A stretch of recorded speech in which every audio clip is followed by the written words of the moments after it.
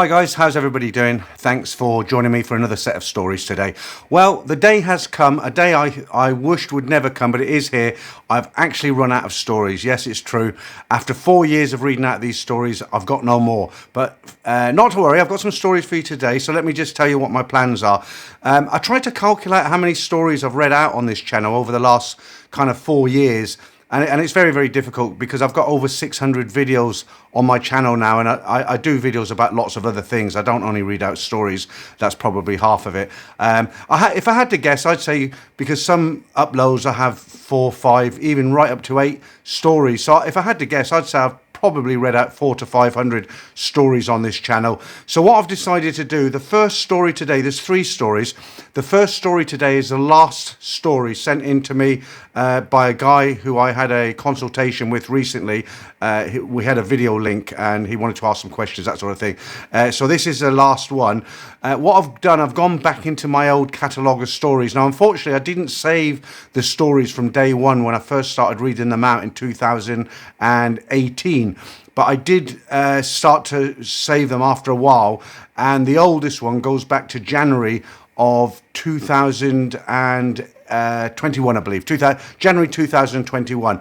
So after the first story, the second and third story, I've already read out 2.5 years ago. But what I'm thinking is I've got a lot of subscribers that weren't here back then. So unless you're one of those guys who's gone through all the stories, my back catalogue of videos, then the chances are you probably haven't heard it. And if you have heard this story before, the second and third one, actually, those stories, if you have heard them before, I think you'll enjoy listening to them again, because I listened to them just to see how fresh they'd be, and I actually enjoyed listening to them again. So we'll see how it goes, and you can leave your comments below and let me know what you think. Okay, so let's jump into the first story today. สวัสดีค่ะ Hey Peter, it's been a while since I have sent you an email, but I'm sure you remember me. We had a video chat before I left for my trip. I have been a long-time listener and a fan of your channel for a few years now. Here's my story. My name is Bob. I'm 35 years old, and my story kind of starts about 5 years ago. The place I was working at hired a new guy named John. John was a little older than me, but he began telling me stories about Thailand. I've always wanted to travel, but never enough to actually start saving up. After talking to John, everything changed. He told me all about the girls, how cheap things were, and I would see and smell things I couldn't even imagine. He told me he had a wife in Thailand and always tried to get me to go with him. John was fired pretty soon after he started working, but I still always thought about Thailand. I would watch videos all day during my shift and listen to the stories on the Thailand Bound YouTube channel as well as others. I watched everyone's videos and learnt all the do's and the don'ts of Thailand. Everything was still just a fantasy until I actually installed Thai Friendly on my phone. I met a beautiful Thai lady named C. She was a dental assistant, divorced but had no children.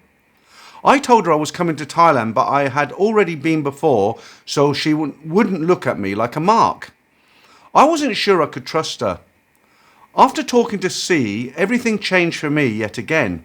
I stopped spending money on everything that I didn't actually need.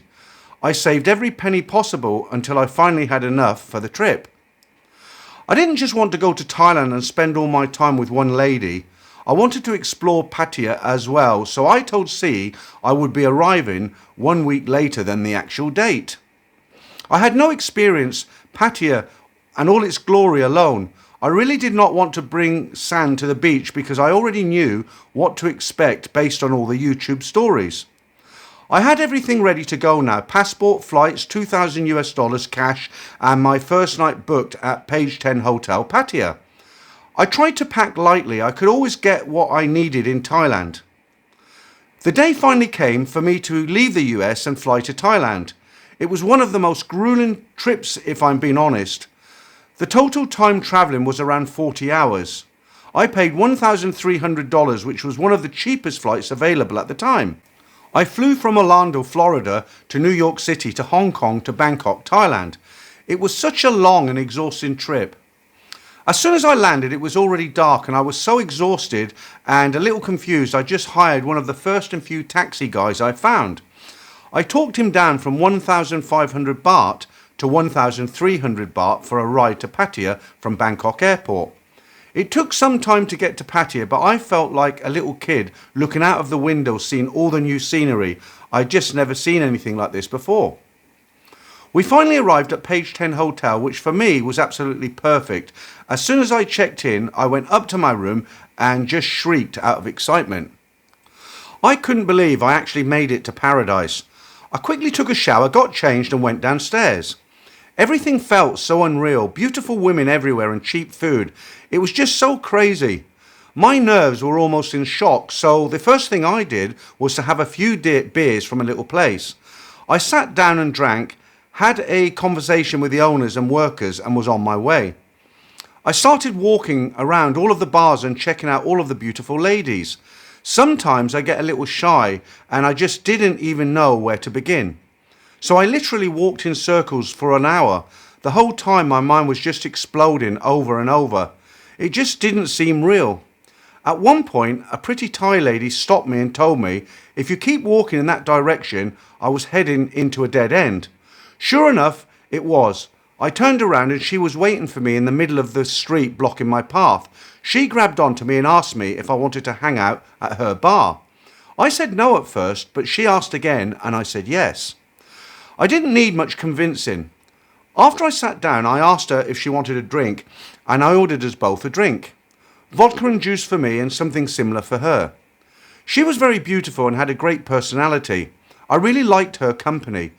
She asked all the basic questions at first and told me her name was P. She was acting very flirty, so I asked her if she wanted me to bar fine her. She said yes, so I paid my bill and we left. We went to my room and had aerobics. I was so tired and tipsy I fell asleep immediately. When I woke up, reality hit me and I realised I needed to be more careful about what I'm doing. My money was locked up in the safe and none of my stuff was missing. I didn't know this girl and anything could have happened.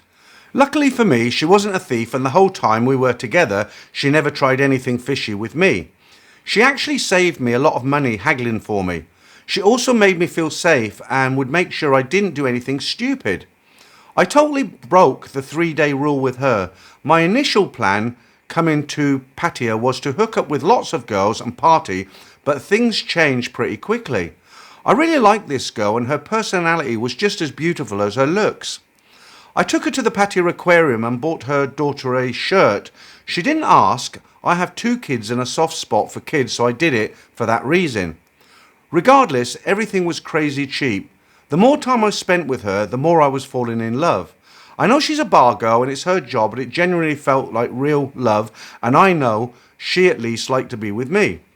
Plus 1,500 baht for long term felt like a killer deal, so I kept her for the entire week. I asked her to pick something out to do one night and she said she's never been to one of the big ladyboy shows. One of my go-to moves for impressing ladies is to take them out and buy them a dress for a nice date. So that's what I did. She found a vendor that walks around all the beer bars and sells dresses. It was very cheap and I was surprised she didn't want to find one at the mall, but whatever less money I have to spend, the better. We took showers and got dressed. We went to the show, which was pretty fun, then we found dinner somewhere. Every time we ate somewhere, I told her to help me pick several options to try. After dinner, she could pack everything up and give it to her friends. I just wanted to try as many things as I could because food is so cheap in Pattaya. My first week was coming to an end. The night before I was supposed to leave, P started to cry and told me she didn't want me to leave. I told her I didn't have a choice, which made me tear up as well. It was pretty depressing and I honestly didn't want to leave. I also promised the other girls C I was coming.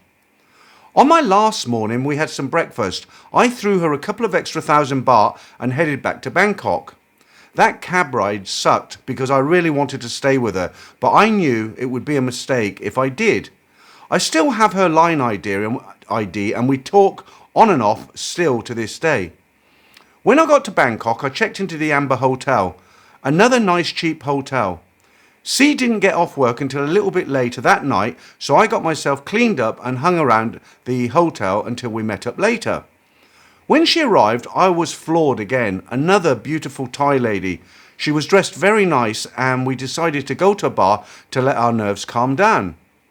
We were both pretty nervous, but that faded away soon after the alcohol was flowing. She was beautiful and also had a beautiful personality to match.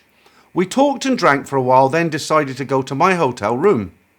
She was planning on staying with me for the entire week. Before we met, she teased me about sleeping in separate beds, but that didn't happen. As soon as we laid down in bed, I started rubbing her back, and that immediately turned into aerobics. A good night was had indeed. We woke up the next morning, and as planned, we took a flight to Chiang Mai. She pre-booked a tent storage container style resort in the mountains that looked pretty cool in the pictures. When we got there, it wasn't as nice, but it was decent enough. Everything was so far away though, and all the attractions just felt like tourist traps. The mountains and culture was beautiful, but I still prefer the city of Bangkok and Pattaya. We didn't explore much of Chiang Mai, but the parts we did see were infested with tourists, so I wasn't that big of a fan. While staying at the storage unit resort, we got stuck in a huge hailstorm, which was kind of scary because we thought the room we were in was going to blow away. Another notable night in Chiang Mai was when I told C I was going out to meet a guy I knew. Earlier that day, I went on Facebook and found Jay, who was willing to take me out for a couple of drinks. I forgot to mention, C didn't speak any English, so we were using Google Translate the entire time. It was actually pretty easy to use. A good tip for anyone in a similar situation, put Google Translate on both phones, buy 2 sets of wireless earbuds and put one of each in both of your ears. Then you can press play and hear what you guys are saying to each other without stopping and looking at each other's phones to communicate. Anyway, it was refreshing to sit with another foreigner and speak English. It does get a little stressful typing everything you want to say. We bought each other a couple of drinks and talked to a girl at one of the bars. C kept checking in on me and I kept talking to her to let her know I was being a good boy. I literally just wanted to hang out with another English speaker. Jay did give me some good tips before we parted ways. I still talk to Jay sometimes as well. I was only gone for a couple of hours at most, but that was enough time for C, who drank too much, and get emotional. Understandable, but I let her know it wasn't a big deal and I wasn't doing anything. We went back to the hotel for the night and we both passed out after C went to the bathroom and threw up. I was ready to leave Chiang Mai at this point anyway. It felt like there were too many tourists in Chiang Mai for my taste. I really loved being the only Farang when we went places. It felt kind of cool being the only one in the village. Originally, we were going to take the 12-hour night train back to Bangkok, but we couldn't find any private rooms, so I bought us both a plane ticket back to Bangkok. When we got back to Bangkok, we explored and went to a bunch of malls, and I also took her to an aquarium which was much nicer than the Pattaya aquarium. The malls in Bangkok are huge, 8 to 10 stories, and every shop was open. In America, malls are dying, so it was nice to see a mall alive and bustling. I also took her to find a revealing black dress for a date night. As you know, this is one of my #1 moves. We found a dress, went back to our hotel and got dressed. She booked and paid for a dinner boat cruise that went around the river in the middle of Bangkok. Seeing Bangkok lit up at night was absolutely fantastic. They also light up the temples. I highly recommend going. There is also a huge buffet with lots of amazing food. We had our own table for 2 on the top deck. It was one of my most beautiful and romantic nights of my entire life. Everything was perfect. C and I did many things together. We visited a couple of temples, ate a lot of places, and went to bars, shopping, and lots of other things I can't remember as I typed this out. At one point, she took me to her house. I met some of her family, which was really cool too. Everyone was so nice and welcoming. Another quick tip is, don't let your Thai lady pick the hotels. C would pick the worst places compared to what I would pick. Also, I remember at one point I got a haircut for 100 baht. Big mistake, but she didn't mind. I already know I'm probably forgetting some details I wanted to add to the story, but at this point my mind is blanking on me. On our last day together, we had pizza in the hotel lobby. Another sad and depressing time, which became very stressful when we got stuck in Bangkok traffic. If it's your last night in Bangkok, don't stay downtown. I left super early and still almost missed my flight. Overall, Thailand was probably the best trip of my life. I hated leaving and going back home. All I could think about was getting back. If you've never been, it will completely change your life. You'll start thinking, how can I get back to paradise every day? If I could drop everything and sell everything, I would. I plan on returning once per year at the very least. Well, that's my story. I probably left some details out, totally forgot, but this is the main gist of it. I love Thailand. Thank you, Peter, for reading out my story. Yeah, I mean, that's quite a common thing, isn't it? Once guys come here once, they don't want to go anywhere else. I was recently with a friend in Pattaya, a guy I met on YouTube, actually, a viewer, become a friend, and he'd never been out to Southeast Asia before, and he booked a week in Cambodia, and then he booked a week in Thailand. And I said to him, well, look, when you're in Thailand, I presume you're going to be in Pattaya. And he's like, yeah, I'm not staying in Bangkok at all. I'm just going to go down to Pattaya for the week. And I said, well, in that case, I'll drive down and have a night down there, and we can go out, have a bit of fun. And that's what I did. I've got a car, so I drove from Bangkok to Pattaya. And when I met him, I said to him, how was your week in Cambodia? And he said, waste of time. He said, I should have come straight here. He said, it's just night and day difference.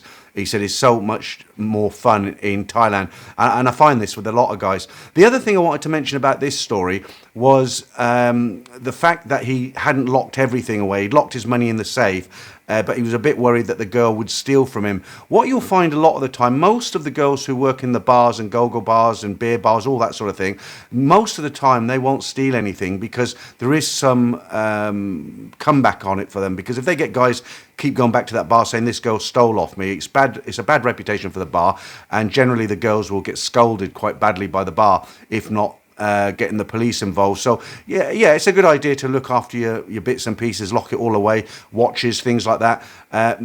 Most guys I know, what they'll do, they'll wait till the girl takes a shower, then they'll put everything in the safe because it's a bit embarrassing to do in front of the person, isn't it? So yeah, I wouldn't worry about it too much. Yeah, the only difference to that rule is if you meet a freelancer on the beach road, something like that, then there's no comeback for them because they just don't turn up for work by themselves the next day. They've got nobody to answer to, so you do have to be careful. Okay, let's go into story 2, and as I said at the beginning of the video, this is one that I read out about 2.5 years ago. My name is Tom, and I have a short story about something that happened to me in Thailand back in 2006 to share with you and hopefully your viewers. You can use my name as I have nothing to hide with this story, as it's one I have told my friends many times before.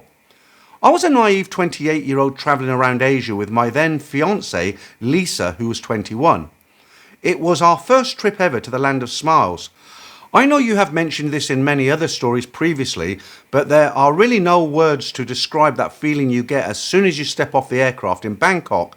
The smells, that intense heat, the humidity, and the brightness of the sun. After an 11-hour flight, stuck in an air-conditioned, cramped-up economy seat, your senses are simply overloaded. After a long, slow process through customs, passport control, luggage collection, rush hour taxi to your Bangkok hotel, that rush of cold blood soon becomes a distant memory.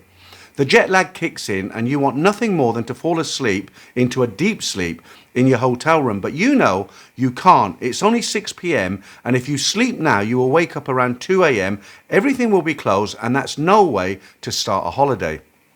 Lisa suggested we go for a walk and I agreed.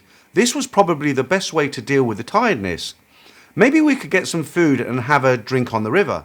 Not far from our hotel, where we were approached by a lady in her 50s. Massage for you, she inquired. I was shy and politely declined, but Lisa thought it would be a great way to relax without actually going to sleep. And at 300 baht, it sounded like a bargain, so she said yes. I really didn't fancy being rubbed with oil by a lady in her 50s for 2 hours, so I told Lisa that I would have a drink and wait for her. I went to a bar opposite near the location and Lisa agreed to meet me there after her massage. I don't remember the name of the bar, but this is what I would later learn to be a typical Thai beer bar full of beautiful girls looking for men to buy them ladies' drinks and everything else they provided for a fee. Being inexperienced and generally not interested in additional female company, I must say that the girls in the bar were incredibly warm and very friendly. I told them about Lisa and explained that she was having a massage across the street and would meet me here when she is done. Over the next hours, I had a few beers and was joking with the girls. I even bought several ladies' drinks for two of the ladies who decided to join me at my table, perhaps out of boredom. The jet lag had passed and I was in high spirits and now in a great holiday mood. After a while, one of the girls joked, "Your girlfriend not come, you take me home instead." I laughed, but then looked at my watch and it had been well past 2 hours, maybe close to 2 hours 30 minutes. I thought, this is strange, where's Lisa? I paid my bill, waved goodbye and left the bar. It was dark now, but the lights of Bangkok made the streets look brighter than ever. I looked through the window of the massage shop and I couldn't see Lisa inside. I decided to go inside and take a look for her. Take off shoe, said an old lady, pointing to my feet. "No, I don't want a massage, I'm looking for my girlfriend." "Take off shoe," she replied. "Then you come in." "I'm looking for my girlfriend." "Yes, you have to take off shoe before you come in." I took off my shoes and socks and placed them by a pile of sandals at the door. "You need girlfriend?" the lady asked. "Yes," came my reply. "You wait here. I bring for you." Finally, I thought, as the lady disappeared. Maybe Lisa fell asleep after the massage and they didn't want to wake her. 5 minutes later, the lady comes back with 5 of the ladies from upstairs. "We have nice girlfriends for you," as she introduces me to the girls. No, you don't understand. I'm looking for my girlfriend. She was here earlier. She is much younger than these ladies," I joked. The lady dismissed the 5 women who went back upstairs and started shouting in Thai. Then about a minute later, a younger girl came downstairs, maybe 24 years old. "You can take this lady with you. Look in Bangkok and up to you, everything." I felt my face being red with embarrassment and I genuinely started worrying about what had happened to Lisa. I looked over the shoes and picked up Lisa's trainers. "These girlfriend shoes. She came here for a massage over 2 hours ago. Where has she gone?" "Oh, she upstairs. You say girlfriend, I think you wanted new lady," she laughed. "You go up, you will see her end of corridor." I walked up the staircase. The nice clean interior of the welcoming downstairs reception didn't extend past this point. The walls were damp and sodden. The staircase was rotten and I was too nervous to use the handrail for fear of it falling off in my hand and getting the bill to repair it. This place wasn't nice. The first room I walked past had just a dirty mattress on the floor and a shower. The girls that visited me downstairs were all in the adjacent room eating food from bags with plastic cutlery. Where was Lisa? Then I saw Lisa face down on the mattress, half naked and not moving. A second rush of cold blood for my first day in Thailand, but this time it wasn't excitement, I was fearful. I tapped Lisa lightly, still nothing. I sat her up and said her name again. "Lisa, wake up." She woke up. "Wow, that was amazing," she said. "What time is it?" "Late," I replied. Lisa, being jet lagged, had fallen asleep during the massage and they decided to let her rest. She had no idea so much time had passed. We paid 300 baht and we left. Quite an amusing story there. But it would have been interesting if the guy would have kind of said how old he is now. His memories from Thailand. It's probably the only vacation that he's had with his girlfriend here. And I wonder if he's still with Lisa. Probably not. All right, let's jump into story number 3, I believe. Hi Peter, I'm John, a 42-year-old man from a town called Shirebrook near Mansfield in the East Midlands. I'd first like to say how much me and my friend Ray like listening to all your stories. My story is rather a long one as I've been going to Thailand since November 2009 and obviously back then I was only 30. It was the time of the financial crisis and as I'm a self-employed plasterer there wasn't a lot of work around due to the housing market slowing down with the banks not borrowing much money for mortgages at this time. I was working in Mansfield at the time in a fire door production factory. I had recently broken up from a long-term relationship in 2007, feeling a little insecure and very bored with this factory job I had. A few of my newfound work friends at the factory were also wanting a little more from life other than making fire doors for a living, boring Mansfield. We all regularly chatted about getting a work visa for another country and leaving this dull factory life behind. All 4 of us decided we wanted to go to Australia, work, so we applied for working holiday visas and we all got accepted. I was very excited about the whole new experience I was going to have.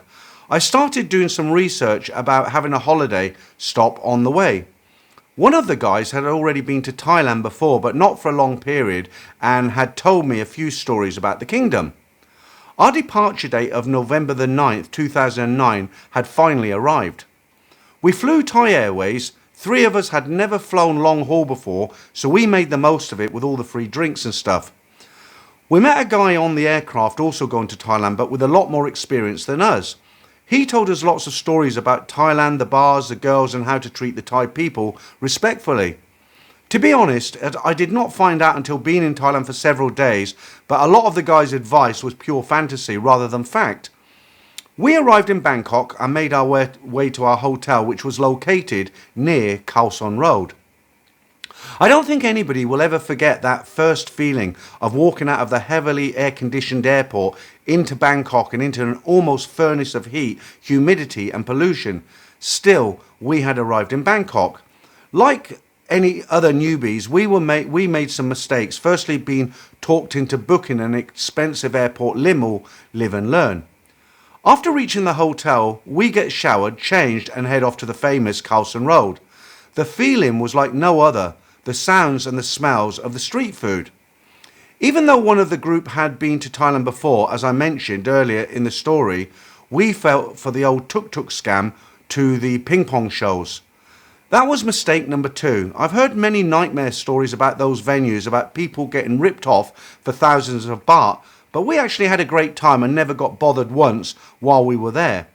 Our first 3 days in Bangkok were really good, both the daytime and of course the nights, where we went out partying.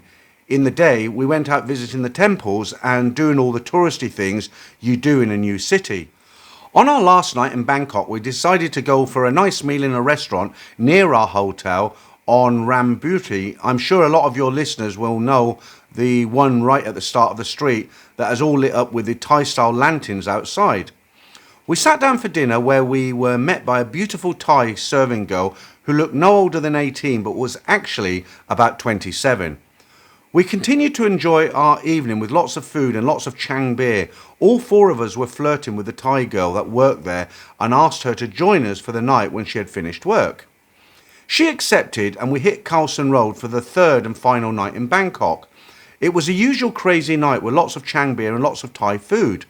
The night finally came to an end and I found myself with this beautiful Thai girl in some random hotel lobby drinking beer while she was eating Thai food. We ended up getting a room in this hotel as I was sharing a room back at my hotel and wanted some privacy for the upcoming gymnastics. We had a great evening and she never asked me for anything, which I thought was great.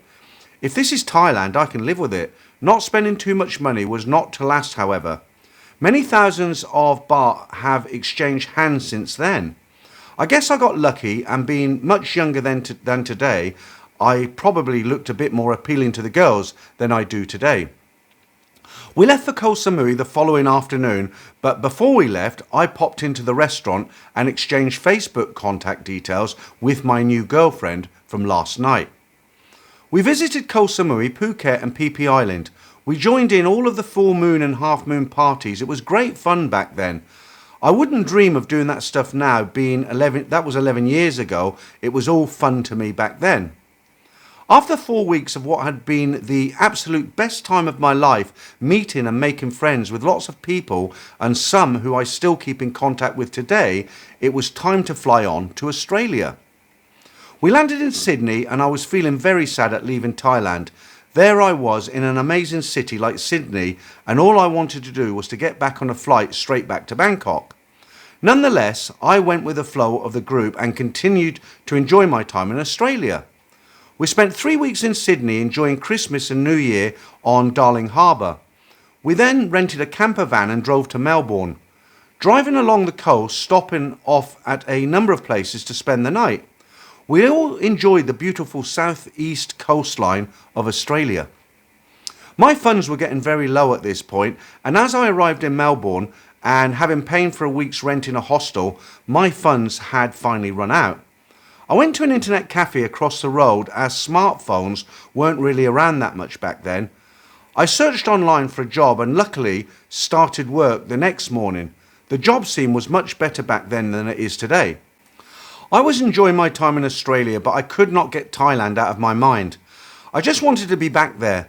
The Australian girls are stunning, but I'm not the most handsome man on the planet, so I never really stood a chance of getting together with a beautiful Australian girl.